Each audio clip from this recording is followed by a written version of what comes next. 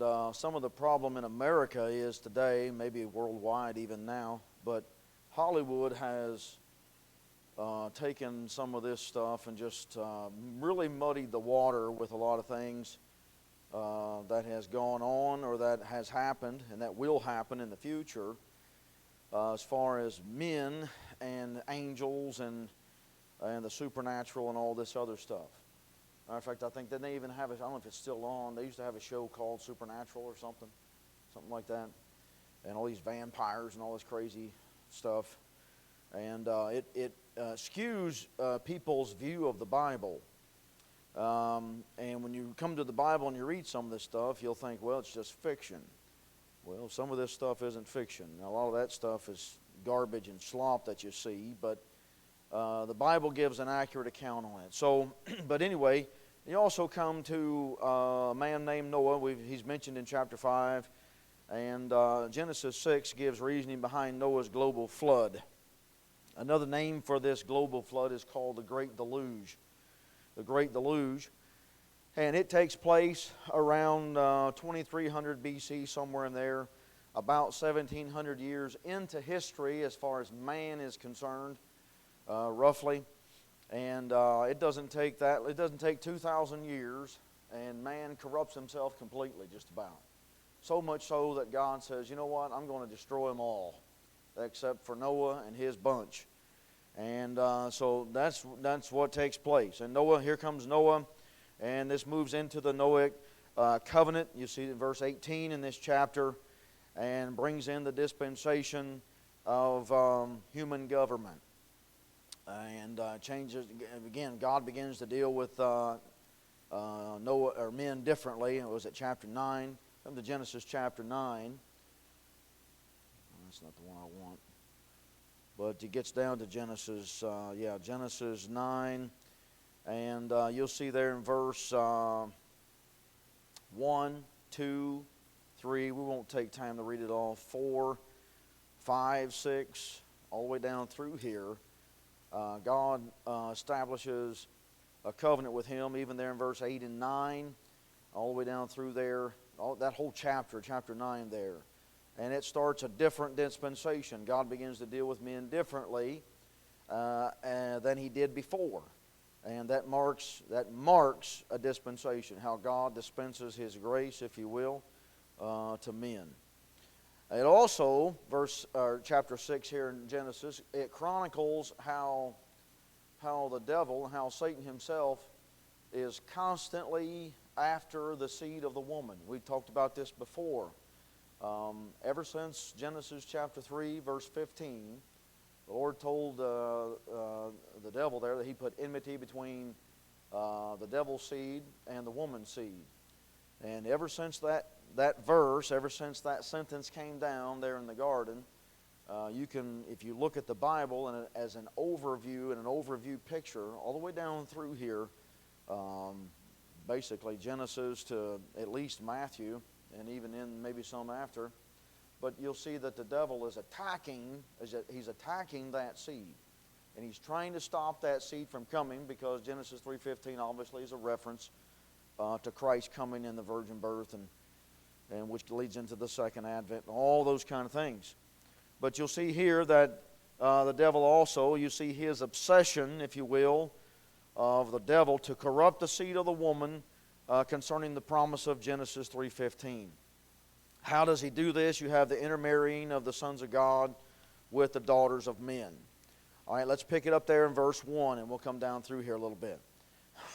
Genesis 6:1, and it came to pass, when men began to multiply on the face of the earth, and daughters were born unto them. And what you'll notice, you'll have a mass population growth. Now, I don't know how accurate this is, but a man named Henry Morse, president of the Creation Institute of Research, he says this. He says that it could have been almost, there, at this time, there could have almost been 10 trillion people, trillion, I did say with a T, in this year, right around 1700, at a 2% population rate. Now you say, that's a lot of people. That is a lot of people. But you got to also consider these people aren't dying like you see today. You got 70 years average, and they're gone. But when you're living 500 years, 600 years, 900 years, I mean, you got a lot of people multiplying quickly. And I mean, this thing is adding up. And I don't know. I mean, I'm not a mathematician and those kind of things, but nonetheless, I believe this. I believe that you had people all across the face of the earth. In other words, I don't believe there was a centralized local flood. I don't believe that at all. I believe it was a global flood. I believe that the whole world, the whole thing was covered in water. And God destroyed these people that were there. So, but nonetheless, a lot of people being killed. You'll notice the distinction here in verse 1. Men began to multiply. In verse 2, he talks about the sons of God. Verse 1 again, and it came to pass when men began to multiply on the face of the earth, and daughters were born unto them, that the sons of God saw the daughters of men, that they were fair, and they took them wives of all which they chose. Now, I do not believe this is, it gets into a big long thing here of a godly line and an ungodly line of Cain and a godly line of Seth and all this kind of stuff. You've got to be careful with all that. These sons of God here have to do with angelic beings and some men that are angels that left their first estate. Come to Job chapter 1. We've been through some of this stuff, and this is some crazy stuff when you get to thinking about it. And because for so many years, the Schofield Bible, which was a good Bible, it had some good notes in it, except for a few places, and this is one of them where he talks about angels, and he says that they're sexless. That's not true, according to the Bible. But here, look in Job chapter 1. Job chapter 1. And we'll look at some verses as we go down through here. When angels show up in the Bible, they are men. And he does say over there in the Gospels, that in heaven, as the angels of God, which neither marry nor are given in marriage. It doesn't say that they can't reproduce. It says they don't. They're not given in marriage, and nor do they marry. But these fellows here, these guys in Genesis 6, they come down.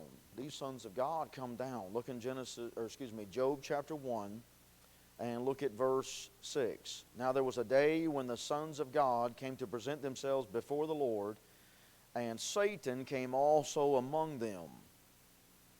And the Lord said unto Satan, Whence comest thou? Then Satan answered the Lord and said, From going to and fro in the earth, and from walking up and down in it. And of course, then the conversation runs to Job. This thing goes on. Look at chapter 2. Again, verse 1. Again, there was a day when the sons of God, here they come, came to present themselves before the Lord, and Satan came also among them to present himself before the Lord. And again, you see the thing there. And the Lord said unto Satan, From whence comest thou? And Satan answered the Lord and said, From going to and fro in the earth, and from walking up and down in it.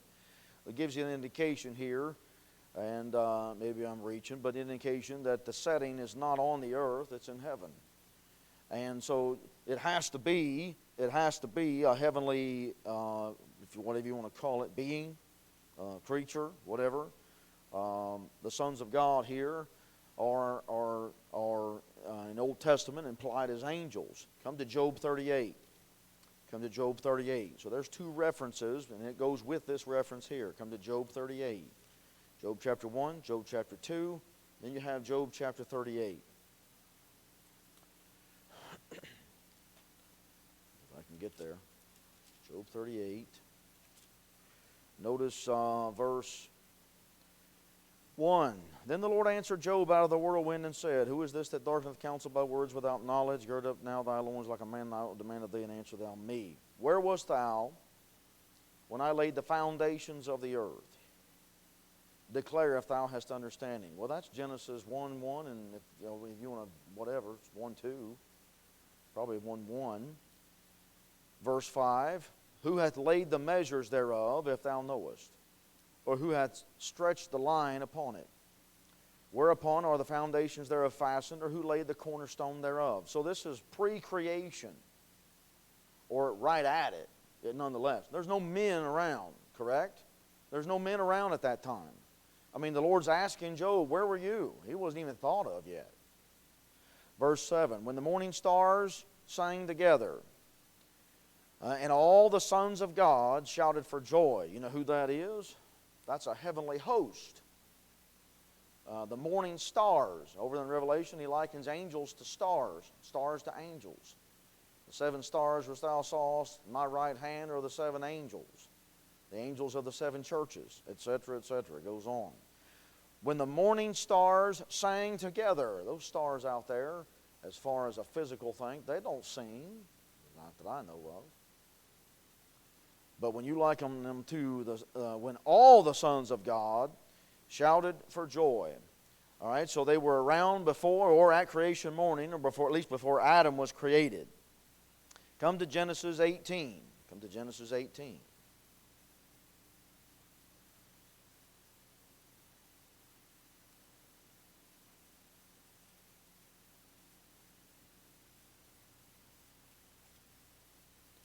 Genesis 18. And of course, notice what you have here in verse 1.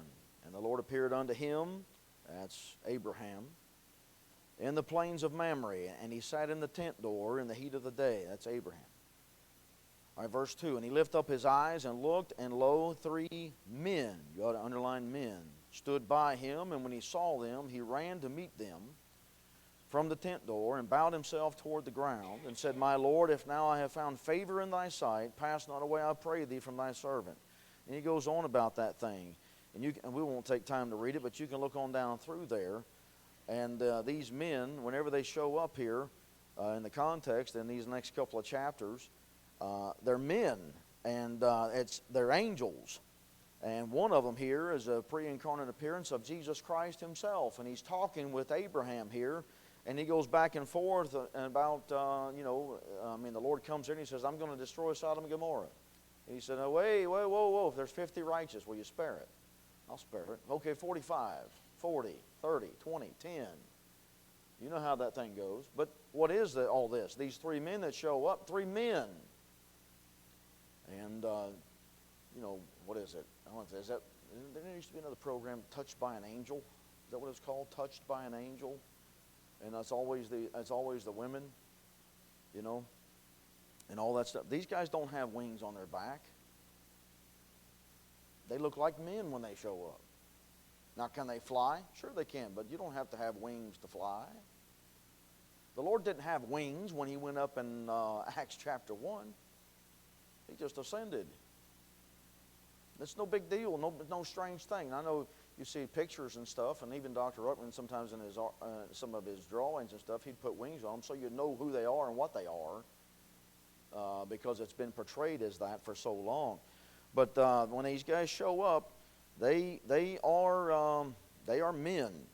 I got a reference here, and I don't know if it's a bad one or not. Come to get Revelation first. Revelation 21.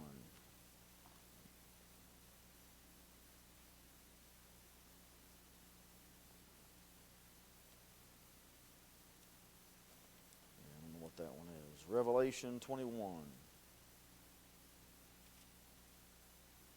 And notice with me verse 17. Revelation 21, verse 17. And they're measuring the city here. And he measured the wall thereof, 144 cubits according to the measure of a man, that is, of the angel. You see the connection there? He's likening this angel, and as far as his form, his appearance, and somewhat of size, to a man. And you need to remember that. It shows up again in Judges chapter 13. It shows up again, Acts chapter 1, verse 10. Come to Acts 1. That's interesting there. Come to Acts chapter 1. And I know many of you sitting here, you've seen this stuff, and this is old hat to you, but maybe some of you haven't. And when angels show up, they're men. And if it's something shows up and it's female, you got something else on your hands. Look at verse 10. And this is the ascension of the Lord.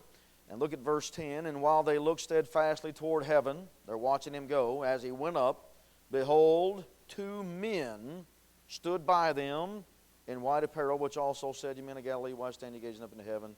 So on and so forth. Just like when they found the empty tomb, and those men were there. What angels? Angels. Come to, that might be my next reference, come to Luke 24. But he says there, 2 men, 2 men. Luke 24.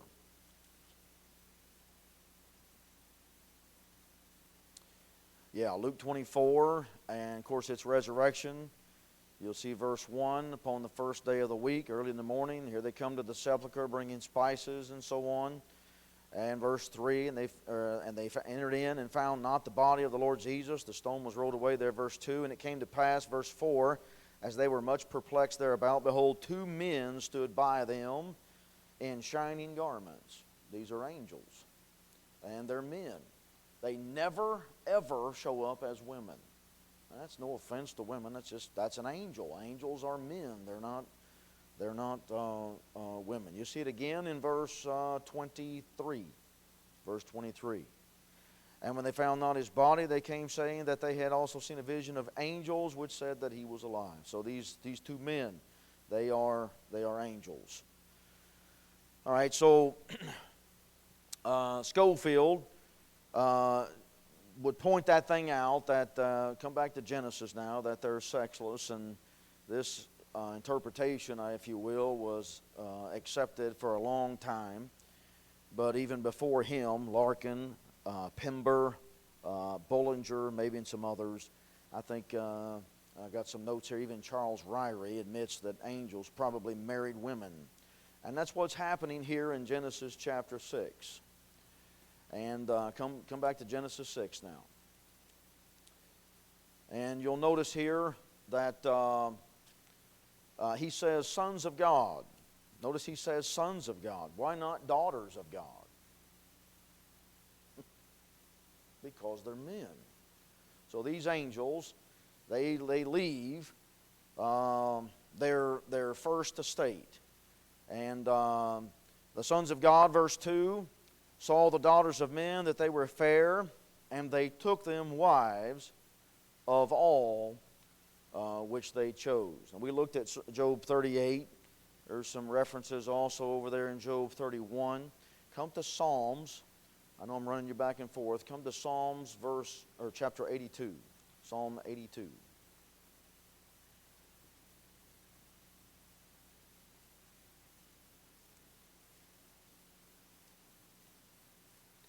Now, we're looking at some of this because, again, like I said, a lot of stuff you see in Hollywood, it really muddies the water on a lot of things and raises a lot of questions. But you just go back to the Bible and let the Bible say what it wants to say.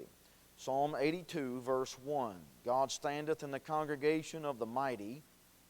He judgeth among the gods. Notice the little g.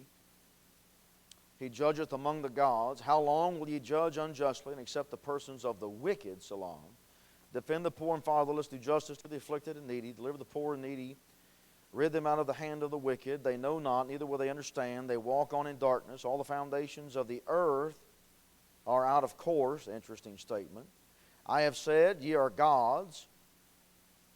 Well, why is all the foundations of the earth out of course? I have said, ye are gods. Who are gods? And all of you are children of the Most High. But ye shall die like men, and fall like one of the princes. Arise, O God, judge the earth, for thou shalt inherit all nations. So these gods here, he calls them children of the Most High. They're the sons of God. And they're going to die like men. Why? Because they leave their first estate. And down they come. All right, come back to Genesis 6 there. Let me give you one more reference. Come to Matthew. I pointed this out, but come to Matthew. Matthew 22.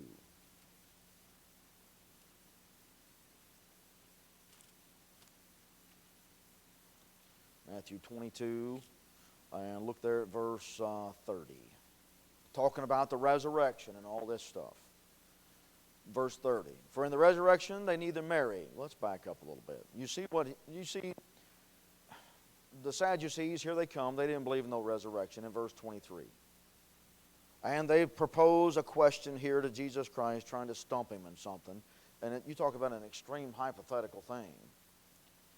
Look at 24, saying, Master, Moses said, if a man die, having no children, his brother shall marry his wife and raise up seed unto his brother. Well, that's true. Back there in the Old Testament, that was the duty of that brother to do that, to preserve seed and to preserve those tribes, and so on and so forth. Now, verse 25, here it gets crazy. Now there were with us 7 brethren, and the first, when he had married a wife, deceased, and having no issue, left his wife unto his brother. Likewise the second also, and the third unto the seventh. And last of all, the woman died also. Therefore, in the resurrection, whose wife shall she be of the 7? I don't know about you, but I'd get away from that family. Amen. I'd say, no, thank you. Therefore, in the resurrection, whose wife shall she be of the 7? For they all had her. You talk about grace. I'd probably just run these people off. Not foolish. But whether it's true or not, count or not, the Lord deals with it. But notice what he says. Jesus answered and said unto them, Ye do err, not knowing the Scriptures, nor the power of God. For in the resurrection they neither marry, nor are given in marriage, but are as the angels of God in heaven. All right, so 31. But as touching the resurrection of the dead, have ye not read that that which was spoken unto you by God, saying, I am the God of Abraham, the God of Isaac, God of Jacob. God is not the God of the dead, but of the living. So he says they're as the angels of God in heaven. In heaven. Well, these guys here in Genesis 6, here he says in Matthew 22, that these angels in heaven neither marry nor are given in marriage, but these guys in Genesis 6, they leave heaven and they come down. All right, come back to Genesis 6.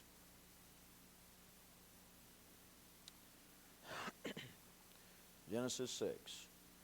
And again, you'll notice verse 5 of this whole thing here. You say, what are you saying? Well, Schofield says that this sons of God, taking these daughters and all that, was a godly line. But look at verse 5. And God saw the wickedness of man was great in the earth, and that every imagination, thoughts of his heart was evil continually.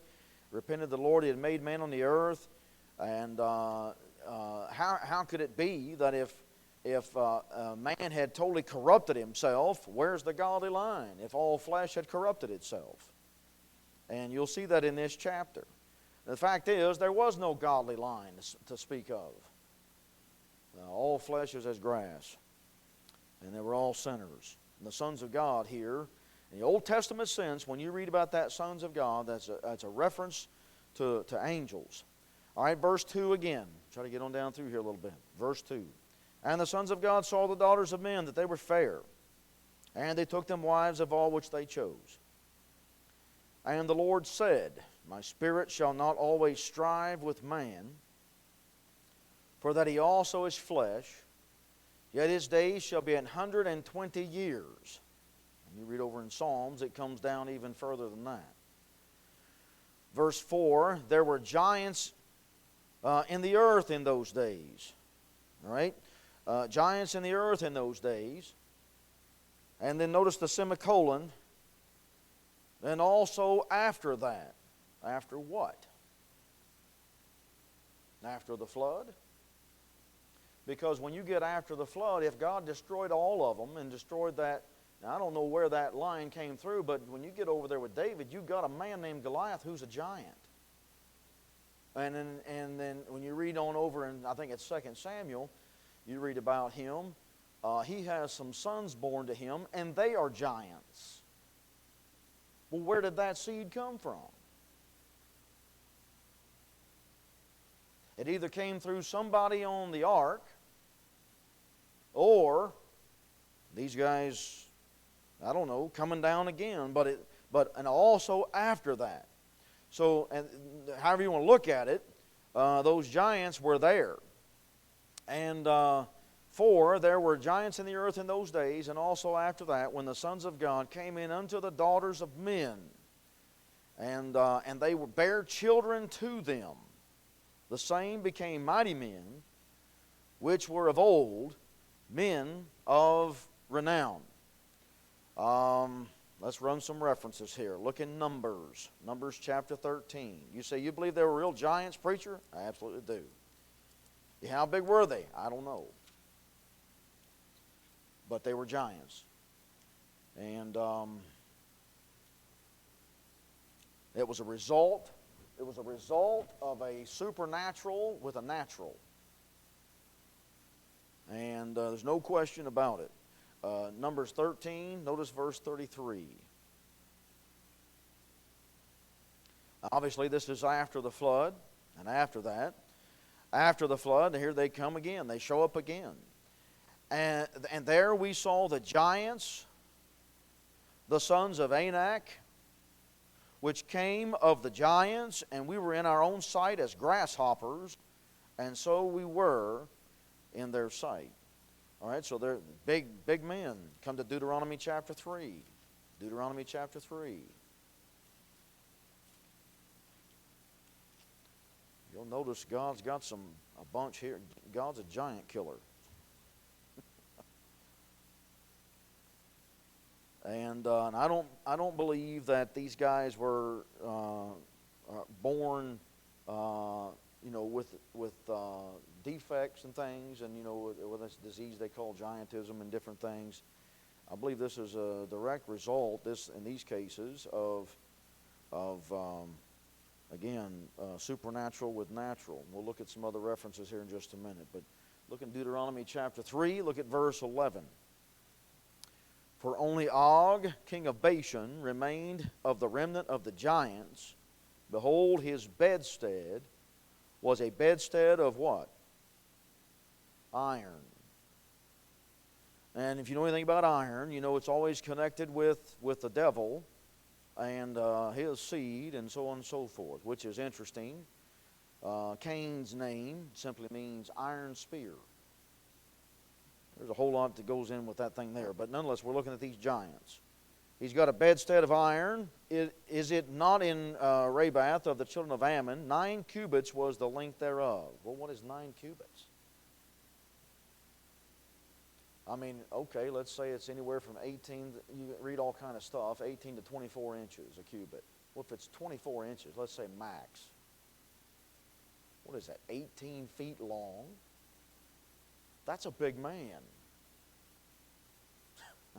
Now, he might not be 18 feet tall, but who likes their feet hanging over the edge of the bed? Nobody, right? So let's just say he's 15 feet tall. You realize how big that is? I mean, I think that wall right there is, I think it's something like 10 feet, where the wall meets the ceiling. The peak right here is something like close to 15 feet. The peak. Can you imagine a man walking in here that tall? You'd say he was a giant. I'd say he was a giant. I'd say, see you later, I'm out of here. But nonetheless, look in Joshua chapter 17. I'm just telling you, these are some big men. Joshua chapter 17. Joshua 17, I'm just showing you that they were around after the flood. Joshua 17.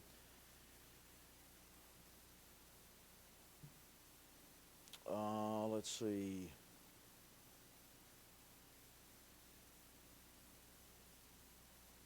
I don't see the giants here. I thought it was verse 15, 16. But these guys here have chariots of iron.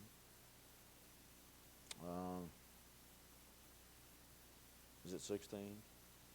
And the children of Joseph said, the hill is not enough for us, and all the Canaanites dwell in the land of the valley have chariots of iron, both they who are of Bethshan and her towns, they who are of the valley of Jezreel.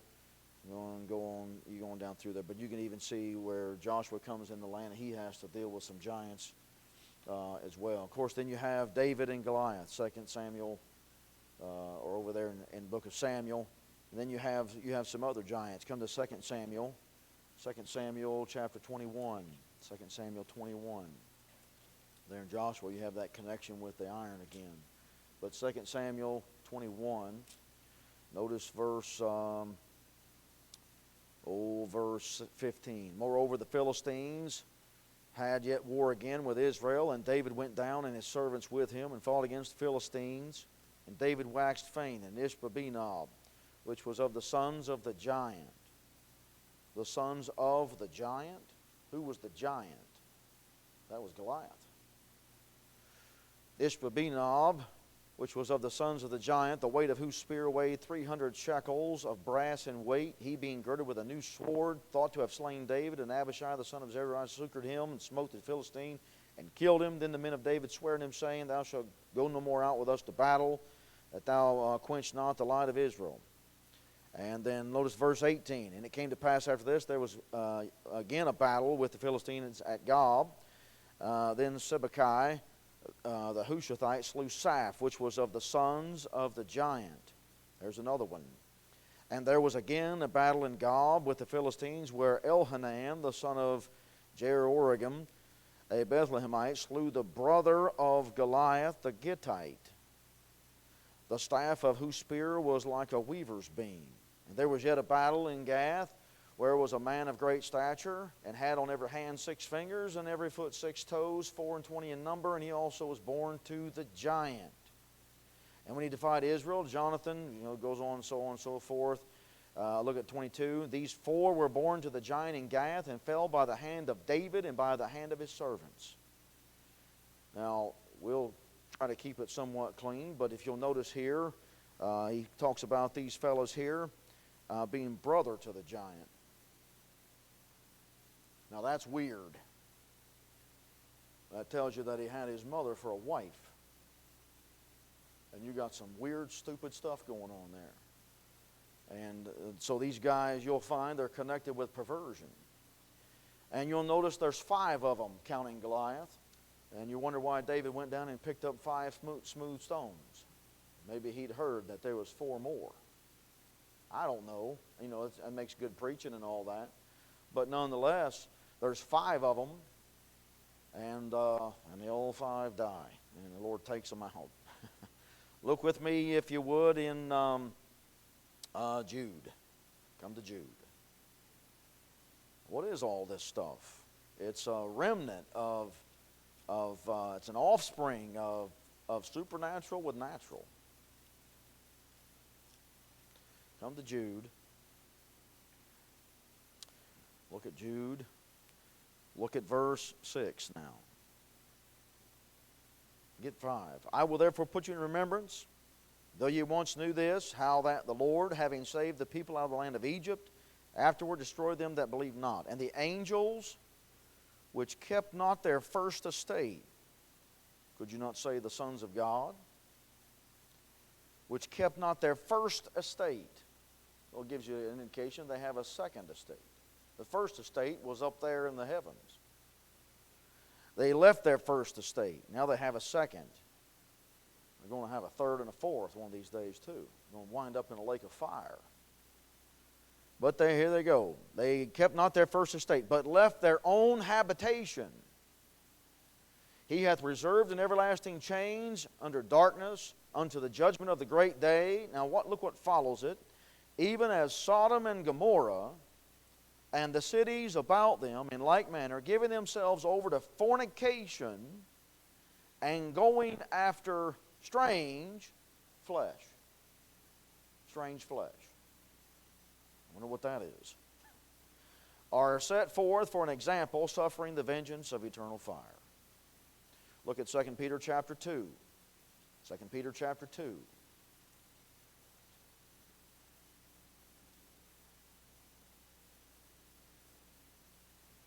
Try to hustle here a little bit. 2 Peter chapter 2. Look at verse 4. Look at verse 4. For if God spared not the angels that sinned, here you go again, but cast them down to hell, and delivered them into chains of darkness to be reserved unto judgment, and spared not the old world. Look who's right in the context. But saved Noah, the eighth person, a preacher of righteousness, bringing in the flood, the world of the ungodly. And look who else follows, verse 6. And turning the cities of Sodom and Gomorrah into ashes.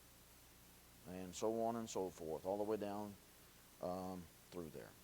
All right, come back to Genesis 6. So what you got in Genesis 6, you got the sons of God. You got some angels leaving their first estate, leaving their own habitation, and they're coming down, and they're taking daughters that are born to physical men, and they're taking them for their wives, and they're producing mighty men of old, which were of renown, and they're producing giants. You'll notice also in verse 3, my spirit can always strive with man, for that he also is flesh. He's flesh. And you got flesh mixing with other things here. And you say, that can't be. I know I keep going back and forth here, but come with me to Daniel chapter 2. I apologize, but come to Daniel chapter 2. I know you've seen this verse, but you need to mark this. Daniel chapter 2. Daniel here Nebuchadnezzar has the vision, and Daniel interprets it. And he's about all these kingdoms and all this stuff. And he goes through the kingdom of Babylon, the kingdom of Persia and Greece, and so on and so forth, right on up to the kingdom of the Antichrist. And his kingdom is in Rome and all that, the kingdom of Rome and all that. And he likens that to iron. The iron. And then you get down to the feet. And then you have the Antichrist kingdom and the toes, the feet and the toes and all that stuff. And the iron mixed with the clay. And notice here in Daniel 2, and notice verse 40. And the fourth kingdom shall be strong as iron, for as much as iron breaketh in pieces and subdueth all things, and as iron that breaketh all these shall it break in pieces and bruise. And whereas thou sawest the feet and toes, part of potter's clay and part of iron, the kingdom shall be divided. But there shall be in it of the strength of the iron, for as much as thou sawest the iron mixed with miry clay. There's the Antichrist kingdom. Mixed. Mixed. Verse 42. What you got? You got iron mixed with clay. Iron mixed with potter's clay. 42 now. And as the toes of the feet were part of iron, and that iron has to do, we've already saw some of that, the chariots of iron connected with giants. And we saw also the bedstead of iron. You also saw how Cain's name is connected with iron. And there's much more involved with it than just three references. But this iron has to do with the devil and his crowd and his seed. And it says, and as the toes of the feet were part of iron and part of clay, so the kingdom shall be partly strong and partly broken. And whereas thou sawest iron mixed with miry clay. You know what clay is. What did God make man out of? Out of the dust of the ground, he's made of clay. And whereas thou sawest iron mixed with miry clay, they, you ought to circle the word they shall mingle themselves with the seed of men. Now, obviously, there's a distinction being shown. So whoever they is not the seed of men, because there's a distinction right in the context. So it has to be something. Well, I'll tell you what it's not. It's not God. They shall mingle themselves with the seed of men, but they shall not cleave one to another, even as iron is not mixed with the clay. It won't work. All right, come back to Genesis 6 there. So God sees all this stuff, and boy, it gets really going. And pick it up in verse 5. Well, get verse 4 again. There were giants in the earth in those days, and also after that, when the sons of God came in unto the daughters of men, and they bare children to them. The same became mighty men which were of old, men of renown. You wonder where some of the Greek mythology came from. Some of it came from all this stuff right here. And not to be lewd or crude, but ladies and gentlemen, you get looking at some of this stuff. The devil will take perversion as far as he can take it. And when you read about the Canaanites over there, the Lord said when you go in there, you kill man, woman, child, suckling, beast, ox, sheep, you kill it all. And the reason being is because these men, this bunch of Canaanites, had defiled themselves even with the animals. Yes, they call it bestiality. Well, can you imagine what you had going on back, and I don't know, but back here before the flood, if you had the sons of God coming down, and you got these supernatural things cohabiting with women and producing giants and all this, and the Lord looks at all this, and this thing goes and goes and goes, and it goes downhill fast. And if you had stuff going on and mixing with all these animals and just all kinds of brother, ain't no telling what you had walking around on the earth back in those days. And the Lord looked at that, and He said, ain't no wonder He looked at that and said, you know what? I'm just going to wipe it out. That's some crazy times when Noah lived in. He probably saw some wild stuff. All right, verse 5. And we got to quit. Verse 5. And God saw the wickedness of man was great in the earth. I bet it was. And that every imagination of the thoughts of his heart was only evil continually. Man, all the time. Just evil. All the time. We're getting a taste of that now. Right now, in our culture, in the good old U.S. of A., you know, say what you want, founded on the principles of the Bible, etc., etc., etc. We are a corrupt people as a nation. And if you don't believe their thoughts and imaginations are evil continually, just watch the average television shows. As I said, I think it was last week, look at what they're putting on PBS now. Transvestites singing songs to the children right after Sesame Street. It's wicked. And I don't know how long the Lord's going to put up with it. And it ain't going to be that much longer. He's going to take us out of here. Look at 6. And it repented the Lord that He had made man on the earth, and it grieved Him at His heart. And we'll talk about some of that next week, about how the Lord can repent of some things. All right, let's take a break. We'll stop right there.